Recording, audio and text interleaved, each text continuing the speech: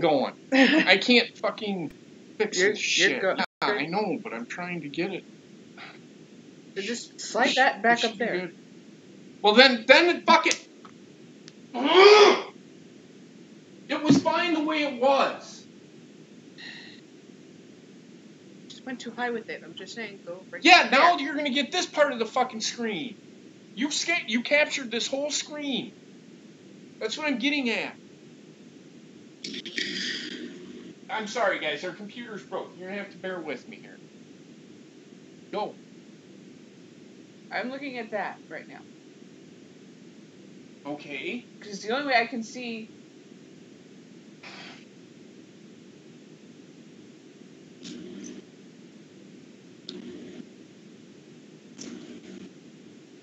You done? Go on with your show. God damn. Go ahead, Johnny.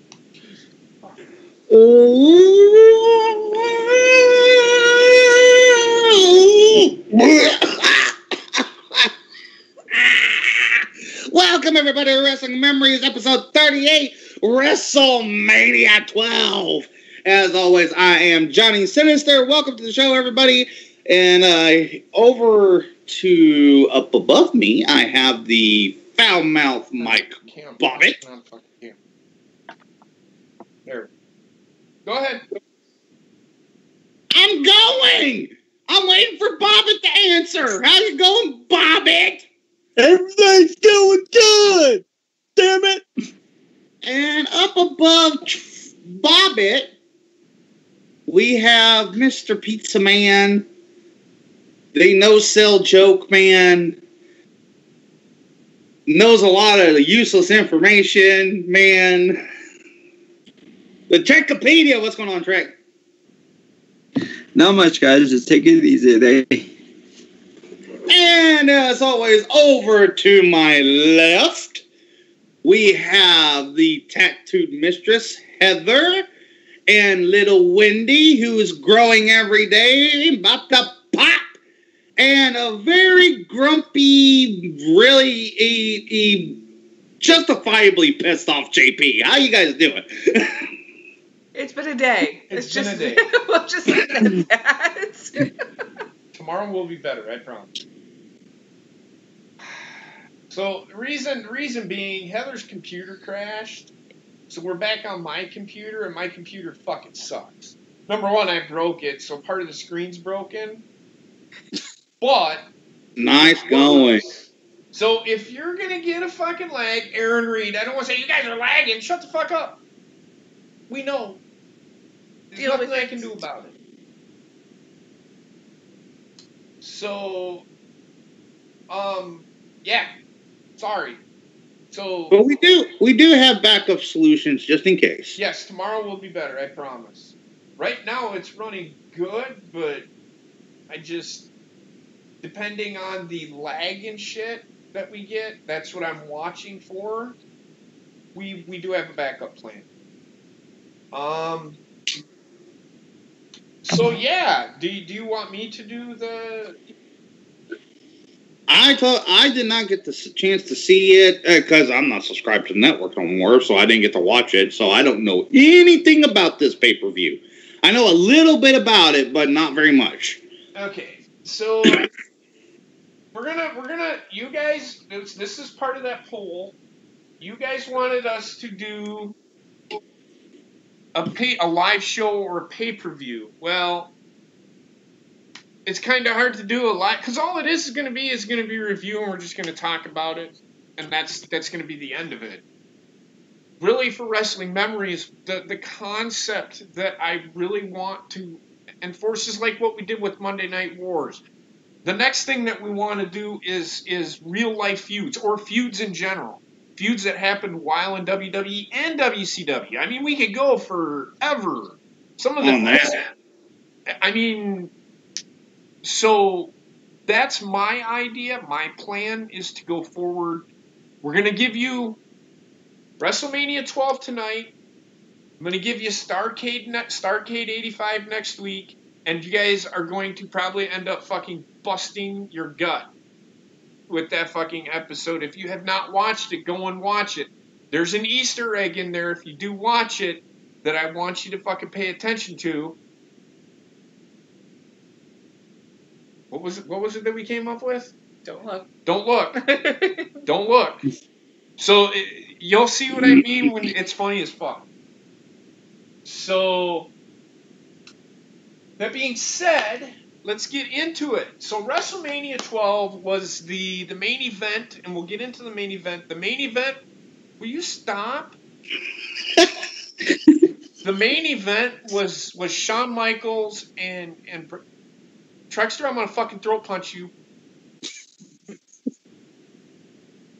That's right, just sit there and shut the fuck up. What's fucked up about that? Me and Bobby were the one fucking being goofs on the fucking camera, and he comes after you two stopped, then Trexter started doing it because he knew it was annoying me. So anyway, getting back to where I was going, the main event of WrestleMania 12 was Shawn Michaels versus Bret Hart in the Iron Man match, the 1 hour Iron Man match. But we're going to start off with the first match, which was not on the show. It was actually a tournament that...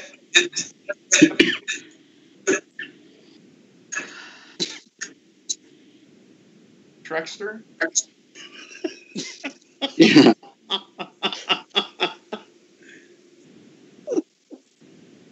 It's going to severely injure you. You're going to get a Vulcan anal pinch later, young man. Well, at least I'm being called a young man, though. So shut the fuck up. So anyway, the Bodydonnas versus the Godwinns. There was a tournament. I think it was a dark match. It had to be a dark match because it was not on the fucking show. Actually, the first match was the British Bulldog, Owen, Hart, and Big Van Vader. And I think it was one of his first matches in WWF at the time. Versus Ahmed Johnson, Jake the Snake Roberts, and Yokozuna in a 6-man tag team match. There's actually... Now, this is what I did do today. I looked up some interesting facts about that pay-per-view. Go ahead. Vader had to be rushed back for that pay-per-view. Rushed back? What do you mean? I'm sorry? What do you mean by rushed back? Well, he was actually out with a shoulder injury, and he wasn't fully healed, and they had brought him back because the thing is, this was the first pay-per-view after the start of the Monday Night War. So they had already lost Scott Hall and Kevin Nash like the month prior. No, because Diesel was there. Diesel was there. Diesel was there? Yeah, he fought the Undertaker. Well, then fuck me. He might have been hurt. I don't know if Scott Hall was hurt at the time. He may have been injured. No. That's Scott Hall had already given his notice. Okay, well that didn't take place for another. This was in 1995. Scott Hall left in 1996, man. Yeah, he did. This pay-per-view was 96. Really? Yeah. Mm-hmm. Well, no, because he showed up at the show before and then left the next day. He had a match, because remember he said I had a match, and then the very next day I was starting for the other company. So he had given his notice that he was not going to resign, but he still was obligated for dates.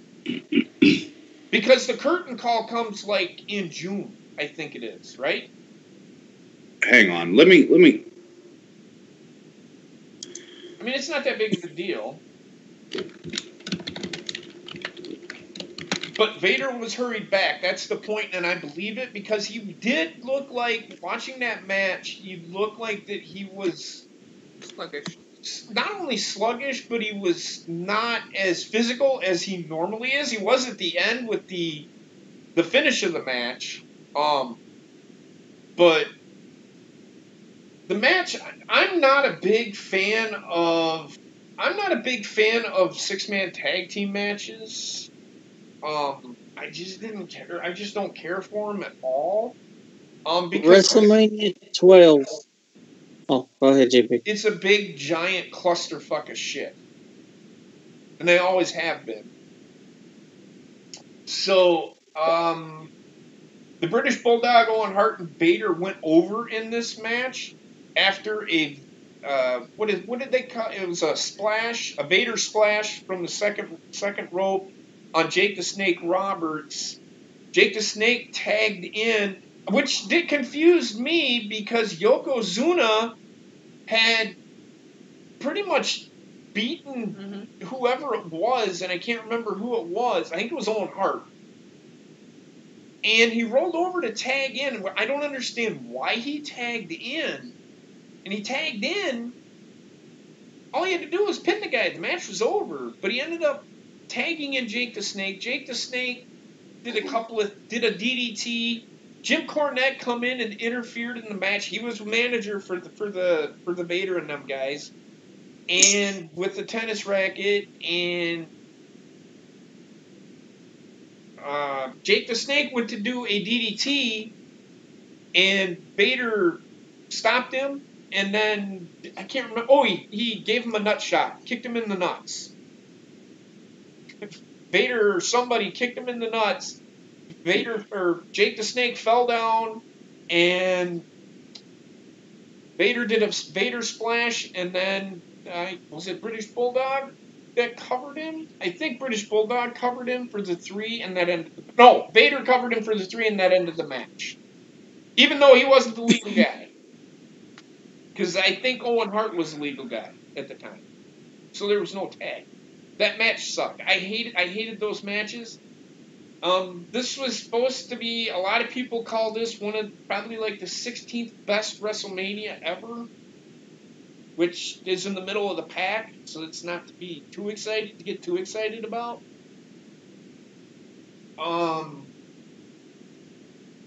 Johnny, did you find anything?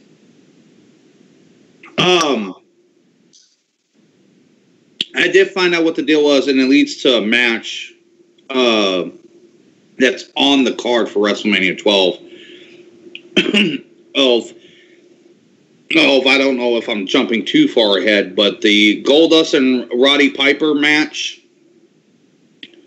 for that they had at the street fight. That match started right after this match.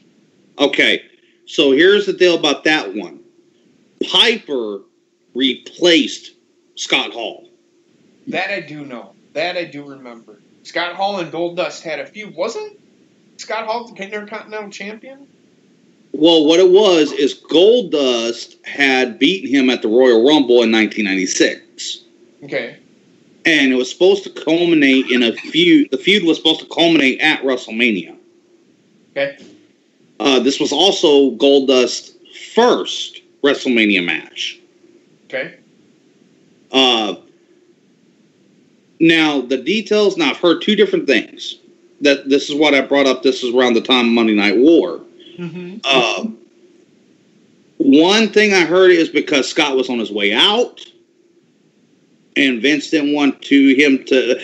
Now, the one part that it was concurrent through both sides, both versions of it, is that Vince McMahon was worried that he was going to ruin that match.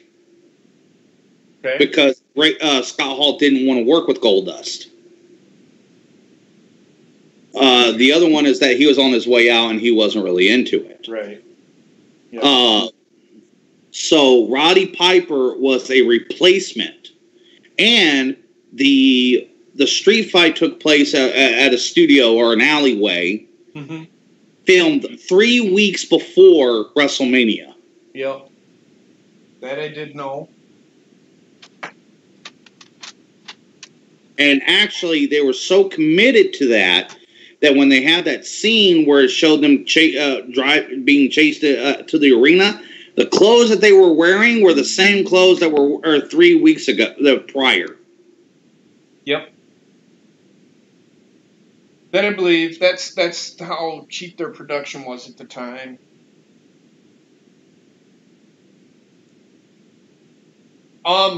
So yeah, the finish of the 6-man tag match ended with Vader pinning Jake the Snake, even though he wasn't the legal guy. Trexter, did you watch this match? No, I haven't seen that match for a while.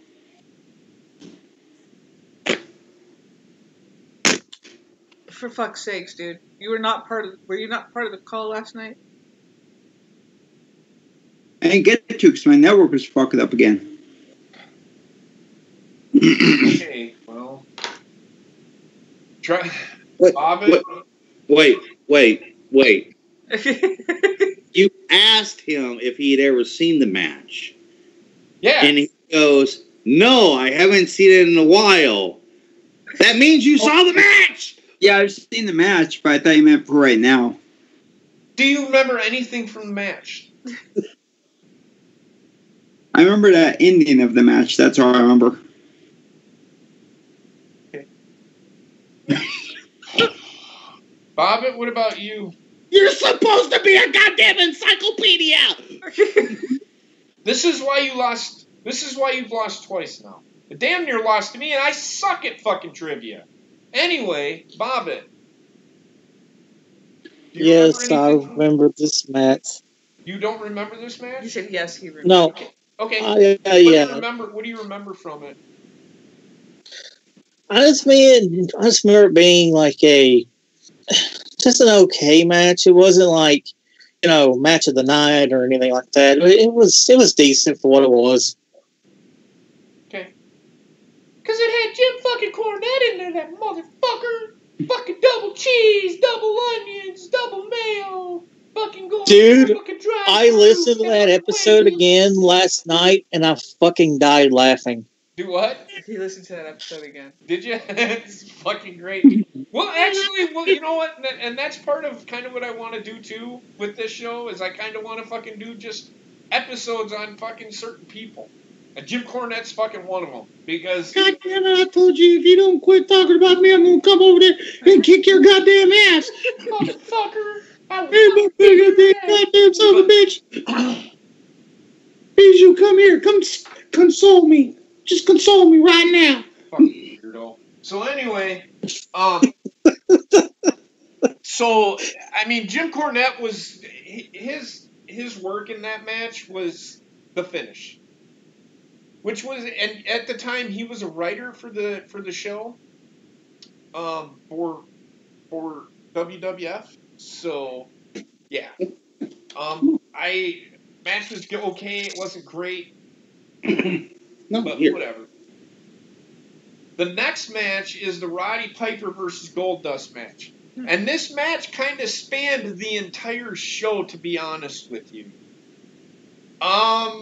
it kind of pissed me off in a way because it took away from the match that took place after that.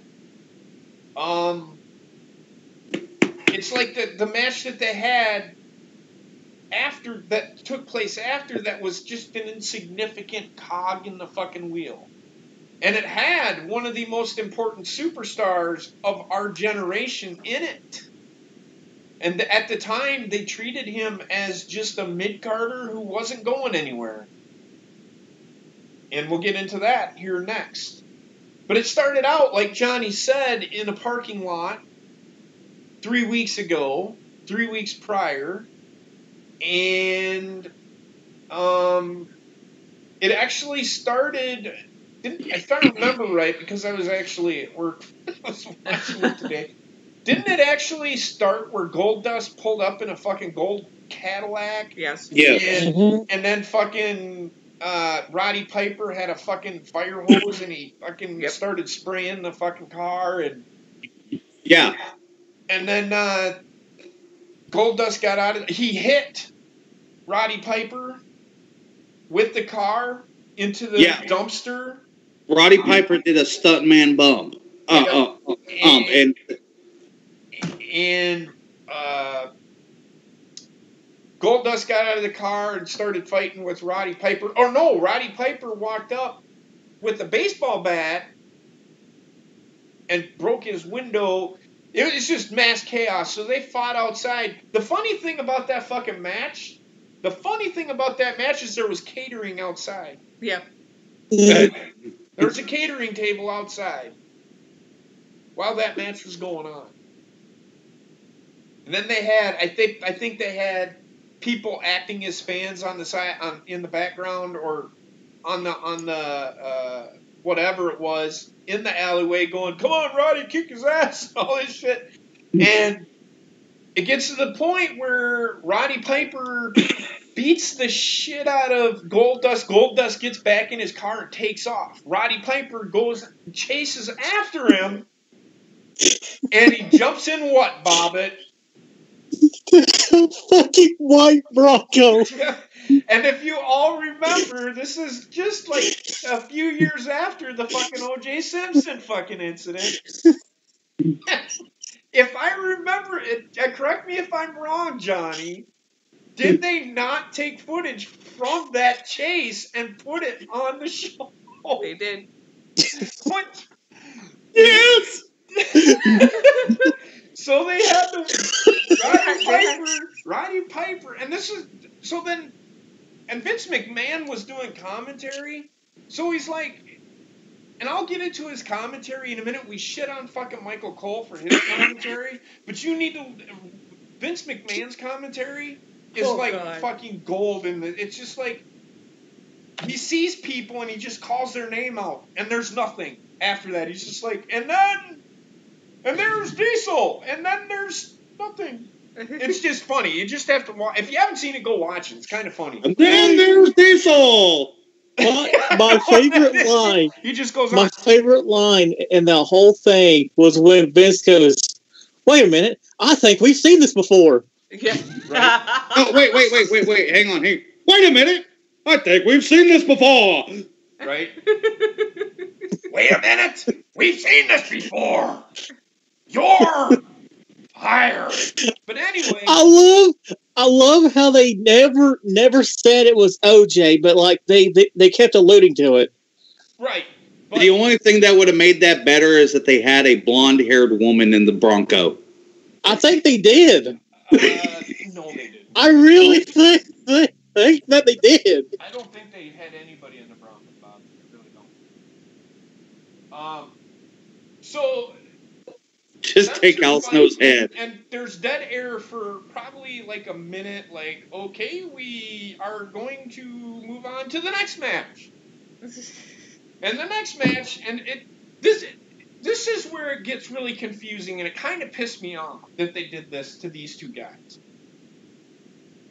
To think that they would do that to one of the guys for sure, they didn't know that he was going to be the reason why WWE is as popular as it is, besides Hulk Hogan. Stone Cold Steve Austin, in his gimmick with the $1 Million Man as his manager, versus Savio Vega in a singles match. Just a regular old wrestling match. And this shows the actual ability, because Stone Cold used more than the 5 moves that he used. The stomping a mud hole in someone's ass, the STF, the Luthez press, and the mud stomp, and the punches, and all that shit. He actually used more than he used the sleeper hold as the finisher to the match. But during the match, Roddy Piper calls in. And he's on there and he's like, "McMahon, is this Roddy Piper?" So, He wasn't as raspy back then. He go, "Is this Roddy Piper?" well, I try and really don't ruin it. Shut the fuck up. So, You goddamn son of a bitch. well, he did start off the show with, "Welcome to WrestleMania." So anyway, back to that, to Stone Cold Steve Austin and Savio Vega were fighting, but throughout the match, and it was in an important part of the match where fucking Roddy Piper calls in and says, "McMahon, I'm gonna beat his ass when I get a hold of him. I can't wait to get back." And you couldn't even fucking hardly stand what Roddy Piper was saying. It was like he was calling from a stationary phone booth. I know, right? So the match goes on. Stone Cold Steve Austin ends up putting a sleeper hold on Savio Vega and ending the match. And Savio Vega, this is Savio Vega's first WrestleMania match. In fact, I think this is Stone Cold Steve Austin's first WrestleMania, isn't it? I think so. It may be, but he might have been there before that. Trexter, do you remember anything from this match at all? Just the $1 million dream. I remember that they had a really good rivalry too, and that it culminated at later on at, I think it was a Beware of Dog, but they had one of the best rivalries that I'd ever seen. Who's that? Stone Cold and Savio Vega. Okay. I thought you were going to say $1 Million Man. I'm like, really? You're going to... So, yeah, they, their feud, I don't know how long the feud lasted, but the feud started before WrestleMania. I can't remember why they were fighting, or what there was a reason that they were fighting. But I remember, I watched the match today again. It was a good match. It was a really good match. It was one of the better matches on the card. Besides the Shawn Michaels Bret Hart match.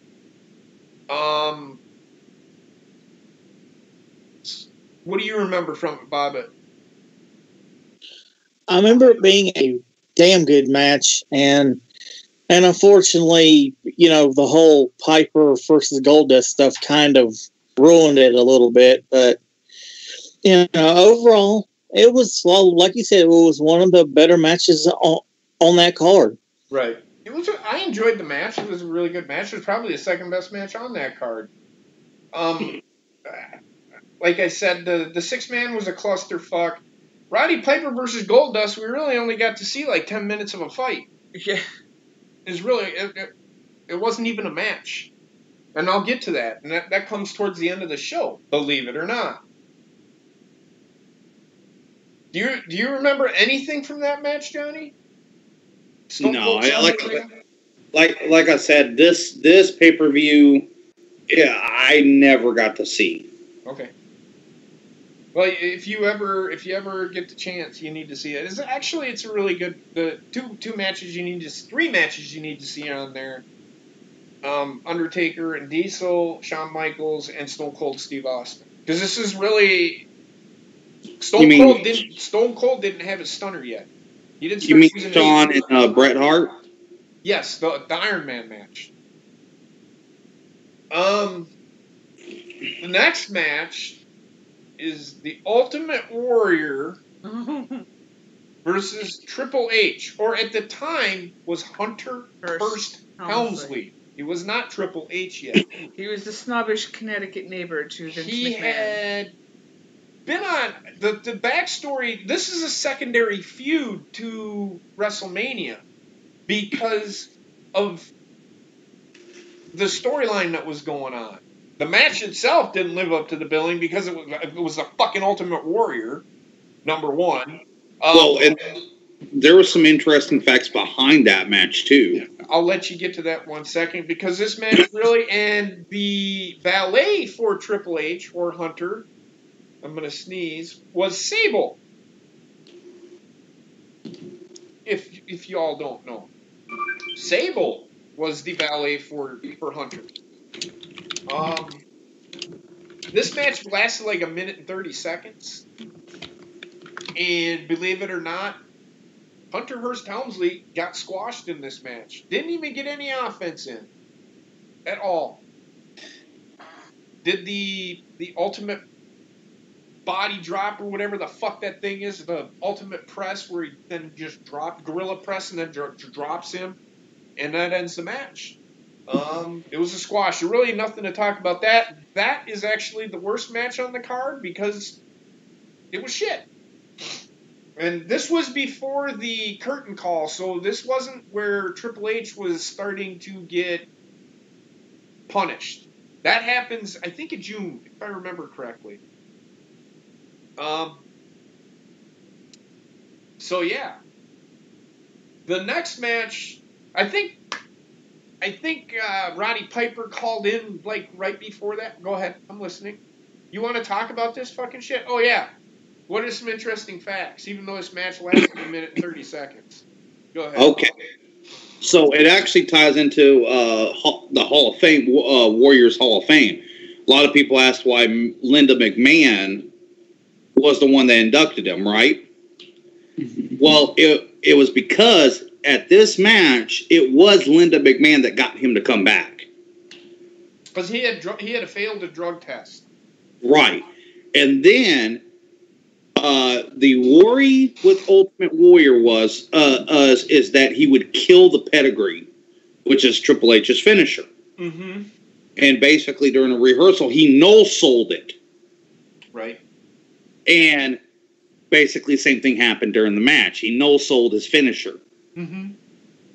And so they had tried to reason with the Warrior, but it didn't happen. So those are just a couple tidbits. Right. Ended up being a squash match, minute 30 seconds. Almost ruined Triple H. Mm-hmm. Yes, it did.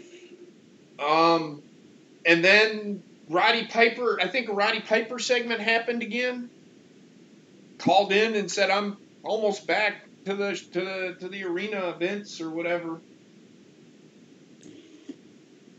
And then Mark Miro was backstage, and he had just been signed by Yes. He had just been signed by WWF. What, Bobbin? I cannot stand that motherfucker at all. I thought you were telling me you disagree with me. I was like, damn it, motherfucker. No. I do not disagree with you. I really hated Mark Mero. I get it. But anyway, he was backstage. WWF just signed the man to a deal. And Triple H did something, like pushed him out of the way or something, and fucking Mark Miro beat the shit out of him. He was talking crap to Sable. Oh, well, whatever. I don't fucking know. I was fucking working. Jesus fucking Christ. Take over from here, fucking Trek guy who never fucking watched the show. Go ahead. I'm just saying. Well, fucking, what happened? I didn't see it. God damn, I'm a fucking... Triple H was backstage, and they were interviewing Mark Mero, and he see Triple H like berating Sable because he said she cost him the match. Right. So Mark Mero said, "You don't treat a woman that way," and they started fighting each other. So right.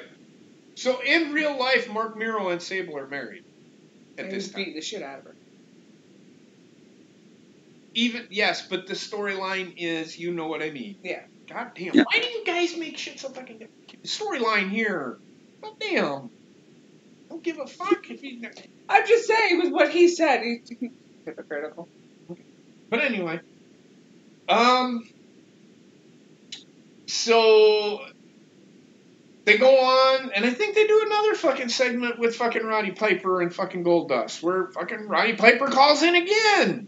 I think actually Goldust called in and said, "Vince, he's fucking crazy. Get him the fuck away from me." I don't remember. Or something like that. I don't remember him calling in. But the next match is The Undertaker versus Diesel. And this match, this is a typical Undertaker match, but he was younger and could move quicker. It was one of his better matches against the big man. Diesel could go, even though he only had like 6 or 7 fucking moves in real life. But again, he was another really tall guy. So. And you know how difficult it is to watch 2 big men fight. This match went well. I think they each no-sold their fucking... Well, not no-sold. They each kicked out of their finishers once or twice. I know The Undertaker kicked out of it once, out of his jackknife powerbomb once, and then he no-sold his powerbomb twice by doing the thing, and then Diesel would beat the shit out of him. It was back and forth. Typical Undertaker match. Undertaker ends up winning with the Tombstone Piledriver. I think he did it to him twice. I'm not sure. I don't remember. So Undertaker ends up beating Diesel, and a couple of months later, Kevin Nash, ends up leaving the WWE. To go to WCW. Is there anything interesting about this match that you... I wasn't able to find anything out. Do you remember this match, Trexter? Yeah, I remember, but I remember more because that's when Taker had his mask on because he broke his orbital bone. Because I think No, he didn't. Mabel. No, he didn't. Oh, because in the promotional material it shows him with the mask on. In the promotional material, but he didn't have the mask on when he wrestled him. Maybe he had lost it by then. I didn't see the mask in the poster for it either when I was doing the thumbnail. Yeah, he was fine by then. Check, you're just off tonight. Well, I remember a poster, but it also had like Scott Hall on it too. So maybe poster. Yep. Bobbitt, what do you remember from this match? I just remember it being the match. Yeah, Like, it's okay. It wasn't. Yeah, it's not like one of Taker's best, but it's not his worst either. No, not at all. It was a good match. It was okay. It was two very tall, lumbering men. It was a decent match. 17 minutes. I think it went about 17 minutes, like 16 minutes and like 46 seconds or something like that was the match. So it was a decent match. Go ahead, Bob. Since we're on Wrestlemania, I want to say this right fast. The worst Taker match I think he ever had at Mania was against Giant Gonzalez. Well, Giant Gonzalez. Well, yeah, that was a bad match. Well, not only that, he got a fucking chloroform at the end of it. Yep. Like, what? That was bad. Yep. So then the match was like, there's really not much to talk about with the match. I mean, it's a typical Undertaker match, typical Kevin Nash match. Back and forth. They beat the shit out of each other. It was a decent match. End up, again, Undertaker goes over here with his Tombstone Pile Driver. The next match. Well, no, my bad. Here's where the ending of the Roddy Piper Goldust match comes in. Roddy Piper and Goldust. Here comes Goldust. Crashing into the fucking arena. Gets out of his. I think he's out of his car by then. Yes. Right behind him, here comes Roddy Piper in the fucking Bronco. He was being chased, and this is before that. There's like in the middle of the segment because they had a satellite feed, which was just pictures of fucking the actual Bronco chase with fucking footage from the helicopter. Yep, with O.J. Simpson. Cops are behind him. Jerry Lawler's like, oh, see, told you they called the cops on him. So, because they must have been made a mention of the cops being there or whatever. They get back to the arena. They go out to the arena. Now, the finish of this match made no fucking sense whatsoever. All we got was a backlot brawl. That was the name of the match. Somehow or another, Goldust ends up completely stripped down to a corset and a thong. Yeah. After Roddy Piper stripped it off of him, they beat the shit out of each other for a while. Roddy Piper starts no-selling Goldust, and Goldust ends up getting stripped of his outer garb, and he's wearing a like lingerie corset and a fucking garter belt and shit. And there's no pin. There's no submission. Goldust just leaves the ring, and all you hear is fucking Roddy Piper's music going off. And that's the end of the match. No winner, no loser. Apparently, whoever beat the hell out of who, that's how the match ended. There's no referee in this match at all. I don't even think there was a referee there at all. Even at the start. So that was the end of that match. Now we get the final match, and this is the match of the night. Of course it is. This was probably a very well built up match. Interesting fact about that. About what? The actual planning of the match. Go ahead. It was planned the day of. That really doesn't surprise me. The finish of the match and shit? Yep. Yeah, the whole match was planned the day of. They knew they were doing an Iron Man match, but I mean that's typical of Vince McMahon. He's always going to do that. He gets an idea in his head. He's like, we're just going to have one fall in this match, which ends up happening. These guys fought for an hour, back and forth. The first 40 minutes or so was It was just breast holds and a spot here, a spot there. You got to remember, I'm going to give these guys credit. They had to go for an hour, so they had to do something. They started out pretty hot, where they were chain wrestling really well, doing headlocks, and then, you know, it was a decent match. And then back and forth. There's a bunch of rest holds. And then at the 20-minute mark is when it started picking up. You started getting pinfalls and false finishes. The whole story of the match, though, was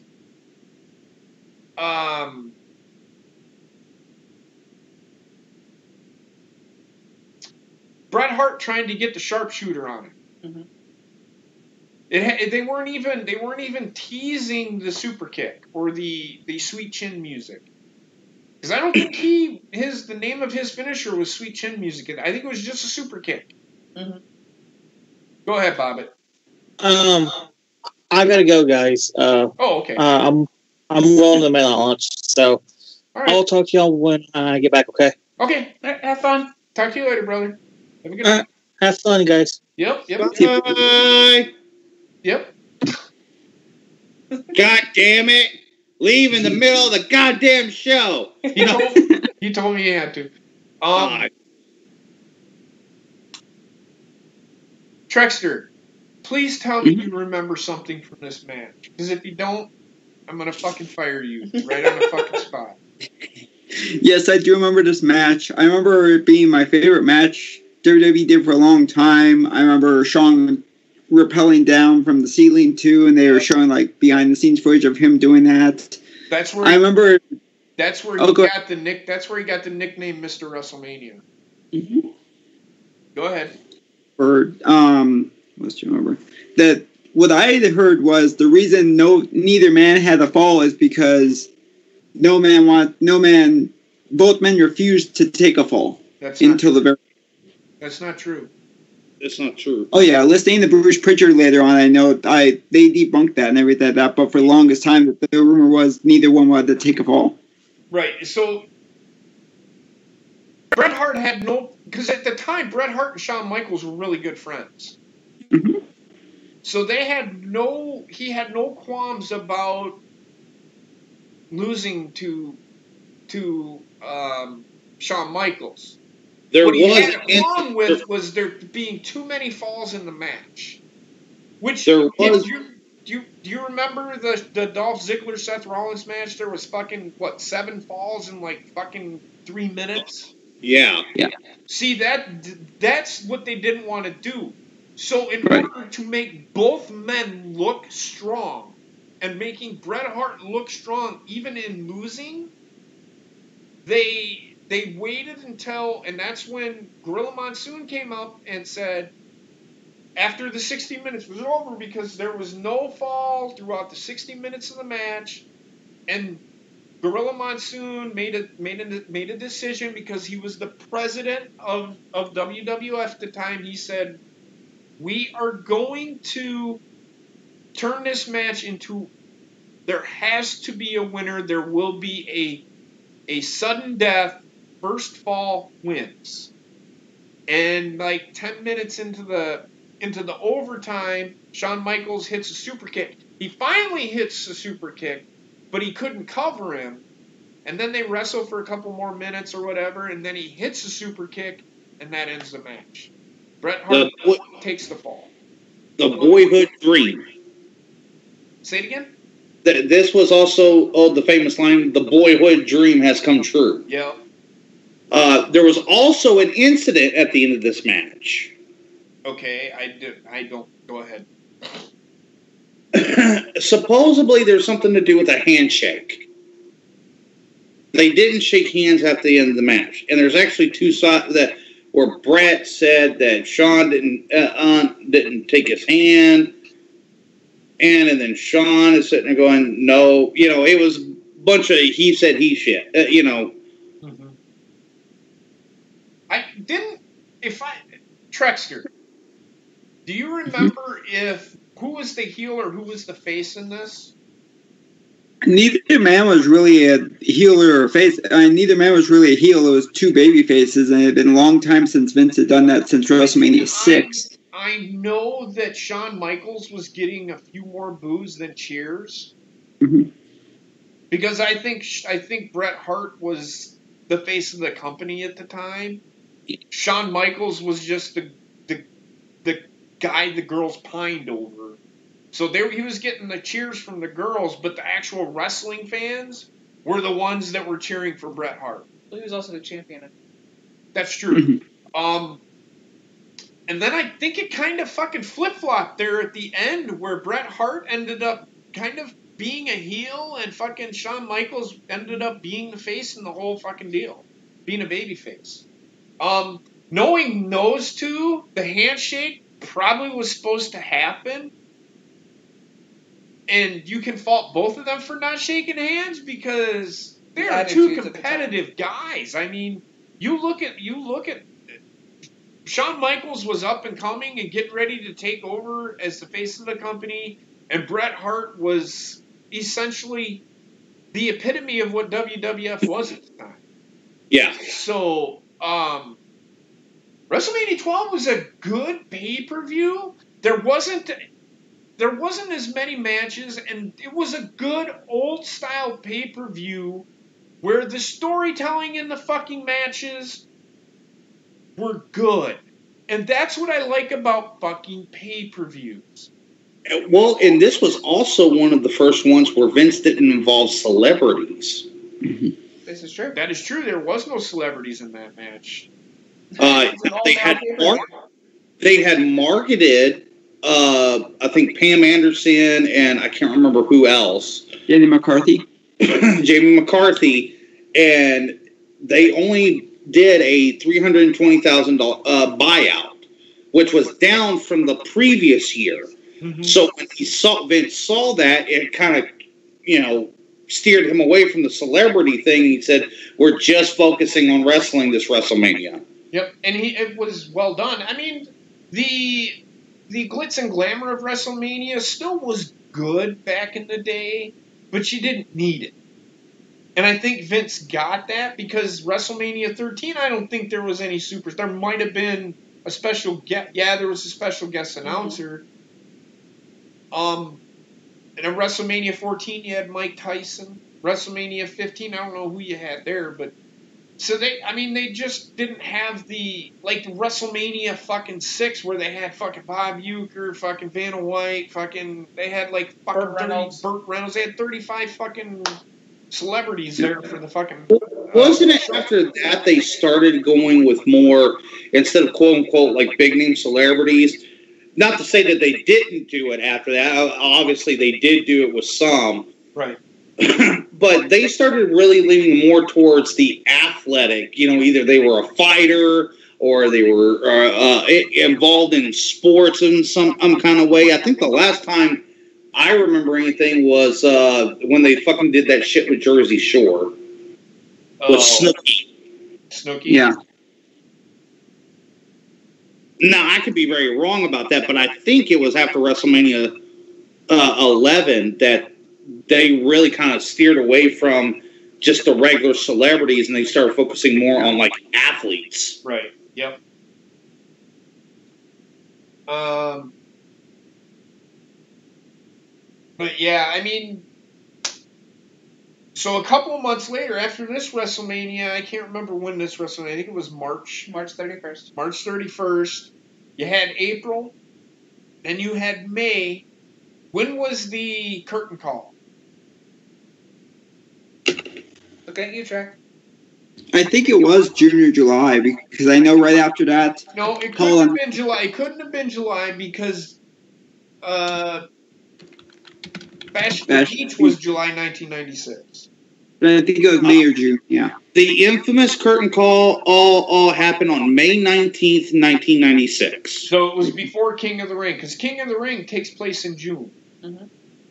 And that's where Stone Cold Steve Austin, because right after the curtain call, Triple H starts taking all of the punishment. Yep. Because at the time, Shawn Michaels is a champion, so you can't really punish him. Shawn Michaels is a champion. You couldn't punish Kevin Nash and Scott Hall because they're gone. X-Pac was in rehab, but he wasn't even there because he was injured. No, he wasn't rehab. He was in rehab. He was in rehab. So who's going to take the fall? Yeah, Triple H. So Triple H took his bumps, and he took his bumps for like a long time. I think Bruce Pritchard said like 6-7 months. That's exactly. And that's kind of the thing. Like, a lot of people give Triple H a lot of shit, but there's no denying that dude really did pay his dues. Oh, absolutely. Yes. So he deserves the Golden Show. Just saying. So WWE kind of had their WrestleMania of WrestleManias, because that's what this one was. Well, actually, WrestleMania 6 was supposed to be the WrestleMania of all WrestleManias. And then this one became the WrestleMania of all WrestleManias because of the two superstars that were involved in the championship. Right. It wasn't a star-studded fucking WrestleMania. It had good matches with good storytelling. The storylines were the Undertaker and Diesel one was a good storyline, and the Shawn Michaels and Bret one was a really good storyline, and that's why it was the main event. Well, of course, because back then the WWF title was the storyline. Yeah. And that's the way it should be. They should make these main titles, in my opinion, they should make the main titles the main storyline. Because everybody's fighting to become the world champion. If you're just on a show to be on a show because your dream is to be in WWE, then you don't need to be fucking wrestling anymore. And that's what I gotta say about fucking Eva Marie and her fucking recent reports of, I have unfinished business with the WWE. I would love to fight this one and this one and this one. Listen, honey, you gotta first care about the fucking business and not your clothing line. Right. It was a good paper. Oh my god. It was a good pay-per-view. Wasn't the greatest pay-per-view, but it was entertaining nonetheless. It got me through my workday, I can tell you that much. So that being said, I mean, there's really nothing more that I can add to the pay-per-view itself or the show. Johnny, is there anything you can add to it? I mean, not really, because if you guys remember, I really didn't start being able to watch a lot of pay-per-views until, especially when it came to WWE pay-per-views. I really didn't get to see any until probably, I think the first one I saw was a Stone Cold turn. When they tried to make him heel. Okay. That was my first one that I got to watch. And I've never gone back to seeing any of the other the older pay-per-views from that time period. So then my question is, which Starrcade are we doing? Starrcade 85. 85. Yeah, well then I really wouldn't know anything about it. It's Dusty I wasn't even born in 85. There might be this one you might be able to find on YouTube. Yeah. It's Dusty Rhodes versus Ric Flair. Okay. And we'll talk offline. Maybe there's a way I can con you into watching it. Yeah. It had Sam Houston and some other guy. It was one of those pay-per-views. I mean, it's really old pay-per-view, so it's going to be like one of those old style fucking... Right. But it's enjoyable, and there's an Easter egg in there I want everybody to watch. You'll fucking love it. It's fucking hilarious. Don't look. And you'll know what I mean when you see it. So, That being said, I haven't. Trek, what about you? What did you think about the pay-per-view? Even though you didn't fucking watch it like I told you to last night, you could have watched it. Jesus fucking Christ. I remember I liked it when I watched it. I watched it a couple of times before, so I do remember a lot of the matches. I just don't remember the tag team match at the beginning at all, but I remember enjoying it. I remember that You don't remember the 6-man tag match? No. Okay.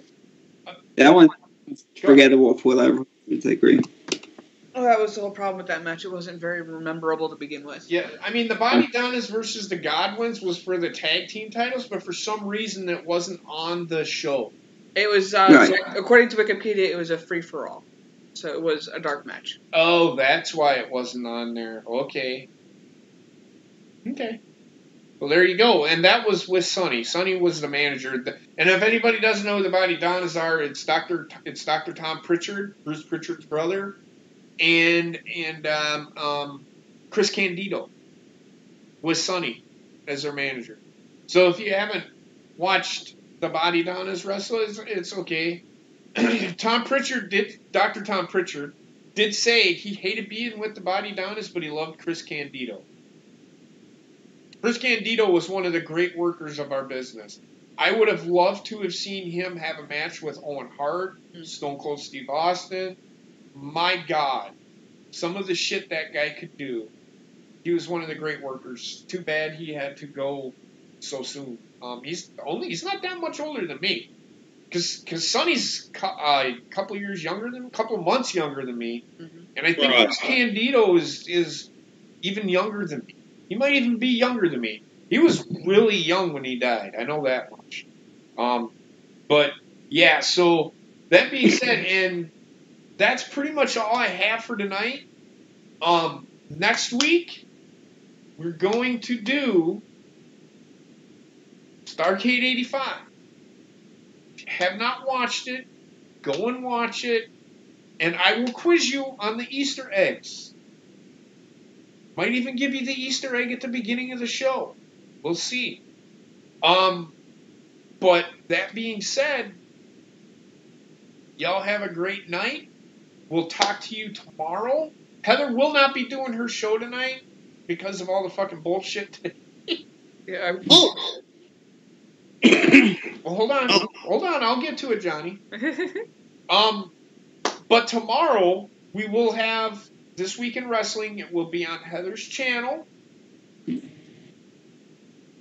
then Sunday we have the Evolution. It's not even called a pay-per-view anymore. It's just called a live event or whatever.